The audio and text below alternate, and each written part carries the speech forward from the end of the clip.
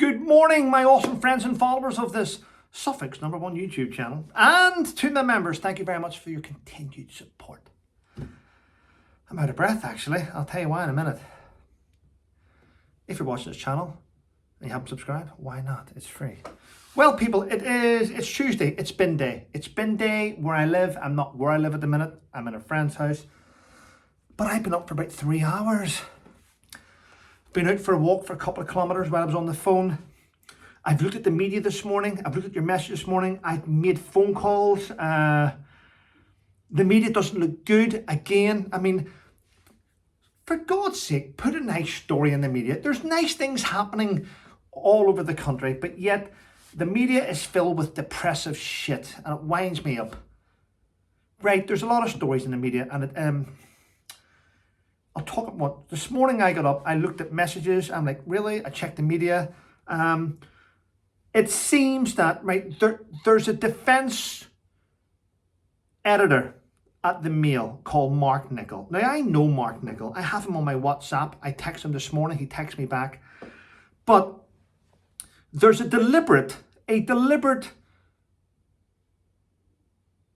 attack on United Kingdom Special Forces. There's UKSF now, there's 5, it's alleged there's 5 serving Special Forces troops from the Special Boat Service that could possibly be tried in a court for killing a terror suspect in Syria.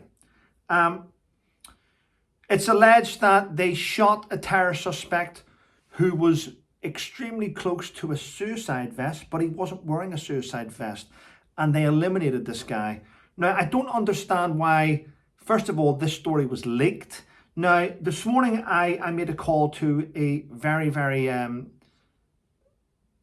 ex-Special Forces soldier, very well-renowned, and a great guy for information. So there's something happening next week with him, and it's going to happen on this channel. I had a chat with him. And he said to me, Trev, you know what it's like. You know, you've got to bear in mind that the media are actively going after Special Forces. Now, why? What's the media's agenda? Because these guys are the ones that stay in camp. These are the guys that are trained to eliminate the most evilest people on the planet. These are the guys that run towards gunfire. These are the guys that run towards explosions to kill people that are going to that have a threat towards our society, but yet the media are actively going after them. So imagine this, Trev. Imagine flying in, which I've done before. Imagine flying in, right? It's pitch black. You've got your night vision goggles on. Your heart rate's, your weapons loaded. You know who the enemy are. The chopper lands. There's bullets everywhere. You're running in. The dust from the downdraft of the helicopter blazes everywhere. The radio's going mad with people screaming. You're going through buildings, explosions happening for a household charge. You're blowing a hole into a wall to go into a place filled with evil people, right? Evil people. One of them get up with a torch and they shine a torch towards you. What are you meant to do? Say it's a torch. I'm just saying it's a torch. You eliminate the person because he's evil. Then you find out maybe it's not a torch, but for some reason, what's happening is those stories are going back on the radio. Yet one time's KIA killed in action, one time's enemy forces down, target eliminated. It's going back to an operations cell. People are listening and writing notes what just happened on that operation. Now, all those in that operations cell that are Special Forces are like this: job well done. But within that operations room, you're going to have officers that failed. They failed the SAS selection. They weren't good enough and they have a gripe. They're the bastards that are picking up the phone and leaking those stories to the journalist. Those failed officers are putting Special Forces jobs in jeopardy. So it's gone from the days of who dares wins. It's now turned into, will you protect me if things go wrong? I mean, you're basically putting handcuffs on the men that keep us safe. Listen, I don't care what people think about my videos. I don't give a shit if no one likes what I talk about. But I'm telling you now, leave the men alone. And I've heard stories going, it's because of the European Court of Human Rights. Well, that's not true either. Because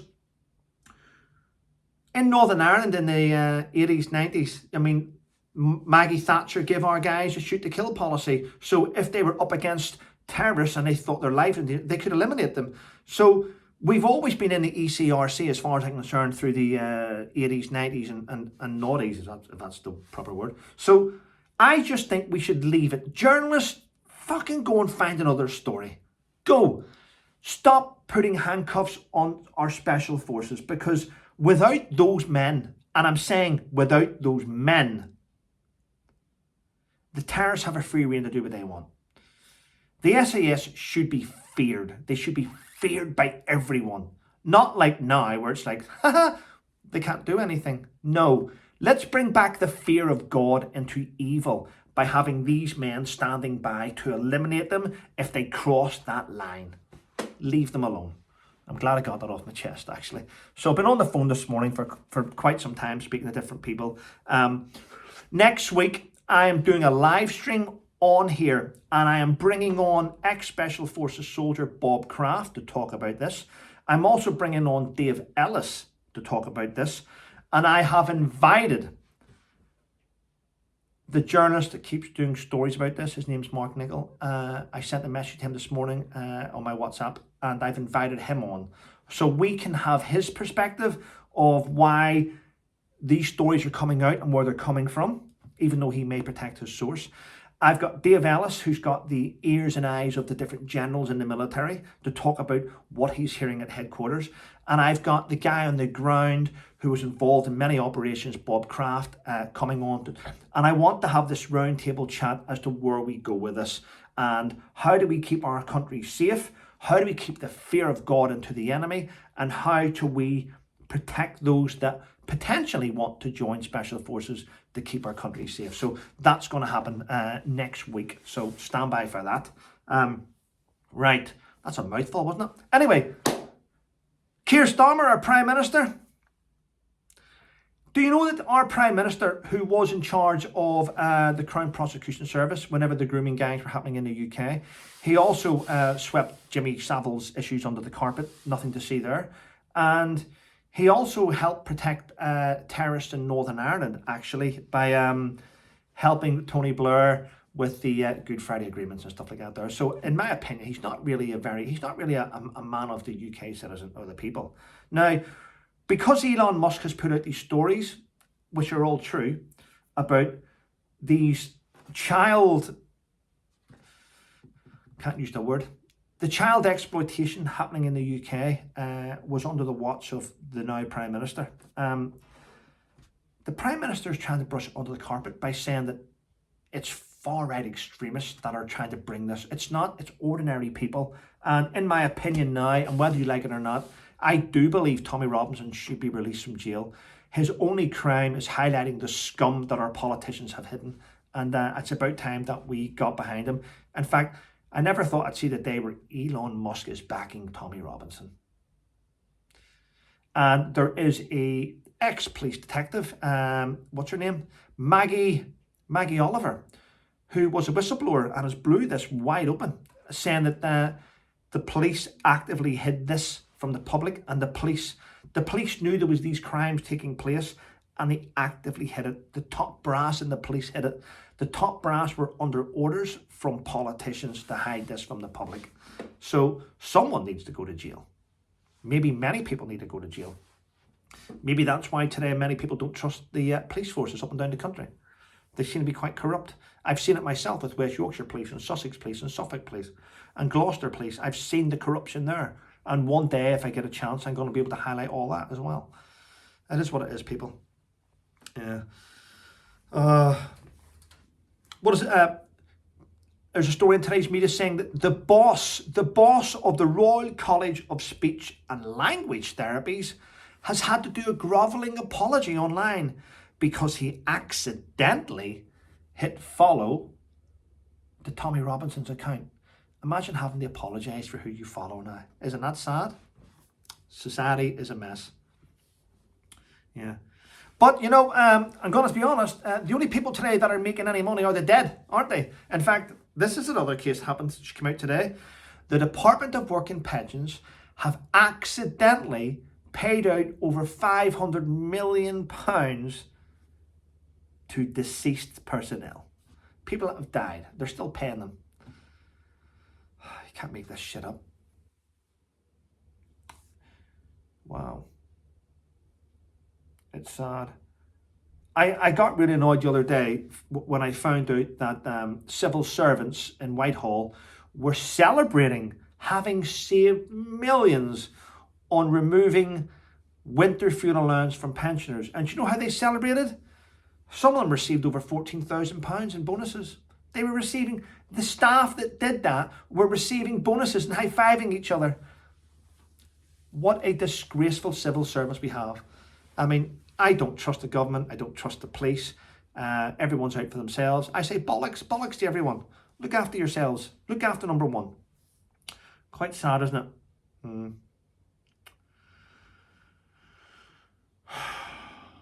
And I seen yesterday in the House of Commons that a Labour politician stood up and she went, I believe the signatures, the 3 million signatures about an election, it only reached 3 million signatures because of other countries' interference in our bullshit. It only reached 3 million signatures because our government interfered in the petition to keep it suppressed, because that was flying up, and then all of a sudden, boom, stop. So if anyone interferes, it's our government. And our government cannot complain. I'm sick and tired of seeing the news, even Eamon Holmes, a fellow Belfast man, saying about, it's quite sad that Elon Musk is trying to interfere in our election. Hello? Did our government not send over a delegation of Labour supporters to promote Kamala Harris in the US? I think we did. So let's not be hypocrites, people. Let's not be hypocrites. You know, it's disgusting the way we think that we have this upper hand or this upper type of moral standards when we don't. We really don't. Right. So if you look at the thumbnail in this video, you will see Maggie Oliver, the detective, the police detective who whistle-blew the grooming gangs. Well done to her. Well done. You've got Keir Starmer in the middle, who's the worst Prime Minister ever, who's clearly anti-British and pro-evil. And the other picture is Meghan Markle. Why have I got Meghan Markle in the thumbnail? Well, it's now been proven that we now know that she's not a domestic goddess. It wasn't her house. It wasn't her kitchen. It wasn't her garden. It wasn't her food. It wasn't even her menu. The menu was prepared by chefs and handed to her. It was even written down like a school teacher writing down, two of these, one of these, two of these, a dab of it, a ditch of that, bad, put it in the oven, 180 degrees. I mean, and she's now complaining. She's now complaining that the backlash for this was bigger than Polo. The backlash for this trailer is bigger than their documentary. I mean, Netflix are going to shut off the comments soon because Netflix stupidly left the comments open on the trailer on YouTube. And it's had 30,000, last time I checked, over 30,000 negative comments. Not a single positive comment. I think it had about 12,000 thumbs up, but it also had, last time I checked, about 105,000 thumbs down. I mean, the backlash is colossal. If Netflix don't learn anything from this, then I might pitch a show to Netflix about how to be a gobshite. I mean, it'd probably do better. I might pitch it. Can we do a show, Netflix, on just the comments section? Just reading out comments. I mean, I think I would probably get more views reading out comments on a Netflix documentary than they get for their trailer. But there we go. Well, listen, I'm going to shoot on. I've got bits and pieces to do today. Yeah, next week, big live stream. Special forces, the government, journalists. Let's nail this. Anyway, listen, thanks for watching. Thanks for sticking with my channel. I do appreciate it. Thanks for buying my books. Most importantly, thanks for being members. Take care, everyone, and have a wonderful day. Bye.